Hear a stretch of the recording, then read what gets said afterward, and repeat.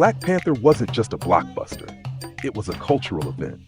From its groundbreaking representation to its deep themes of legacy and identity, the film delivered on every level. But beyond the action, the story, and the stunning visuals, Black Panther is packed with hidden details, clever references, and Easter eggs that even hardcore Marvel fans might have missed. Some connect to real-world African history, others to classic Black Panther comics, and a few even hint at Wakanda's future in the MCU. So let's dive in and uncover the secrets of Black Panther. The Wakandan opening, a hidden storytelling trick. Right from the start, Black Panther pulls you into Wakanda's history with a beautifully animated sequence using glowing vibranium sand. But here's something you might not have noticed. This visual storytelling method isn't random. The vibranium sand is the same technology Shuri later uses to control Wakandan devices. This means the entire opening scene isn't just a story. It's a Wakandan recording of their history, possibly created by the nation's advanced AI. And the narration? That's N'Jobu, Killmonger's father, telling his son the legend of Wakanda. This subtly foreshadows Killmonger's future obsession with reclaiming what he sees as his birthright. 2. Killmonger's museum heist, a hidden critique.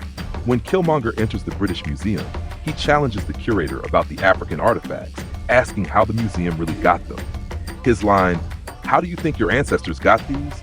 Did they pay a fair price, or did they take it like they took everything else?" isn't just dialogue. It's a direct reference to real-world history. Many African artifacts in European museums were taken during colonialism, often by force. Killmonger's statement is a bold critique of how African history has been stolen and displayed without context. And that artifact he steals?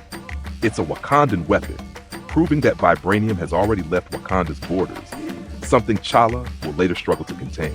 3. Hidden African languages and symbols. Throughout Black Panther, Wakanda's technology is covered in intricate symbols. But did you know these aren't just random designs? The Wakandan language is actually based on Sibidi, a real writing system used by the Ijagam people of Nigeria and Cameroon.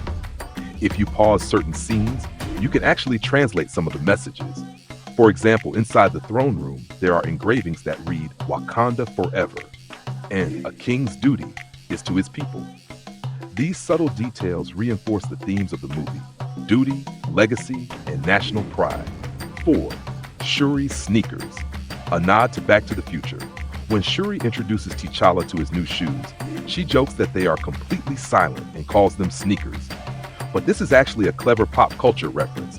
It's a nod to Back to the Future Part 2, 1989, where Marty McFly gets futuristic self-lacing sneakers. The way Shuri presents them even mimics how the sneakers are introduced in that film, showing that Wakanda's tech is even more advanced than Hollywood's vision of the future. And speaking of tech, Shuri's remote-controlled car system? That's taken straight from Black Panther comics, where Kamoyo beads allow Wakandans to control technology from a distance. 5. M'Baku and the Jabari, a clever reinvention. M'Baku, leader of the Jabari, was originally one of Black Panther's most dangerous enemies in the comics, known as Man-Ape. But for obvious reasons, the movie avoided using that name and instead reinvented the Jabari tribe in a way that made them more than just villains. In the film, the Jabari reject vibranium technology and choose to live traditionally, isolated in the mountains. But did you catch what M'Baku shouts during T'Challa's coronation challenge? "Glory to Hanuman." This is a reference to the Hindu monkey god Hanuman, suggesting that the Jabari have their own spiritual beliefs separate from the panther goddess Bast. And remember when M'Baku spares T'Challa's life after their duel? This foreshadows the moment later in the film when M'Baku repays that mercy, saving T'Challa and helping him reclaim the throne. 6. The hidden meaning of Killmonger's scars. Killmonger's body is covered in raised scars, each marking a kill.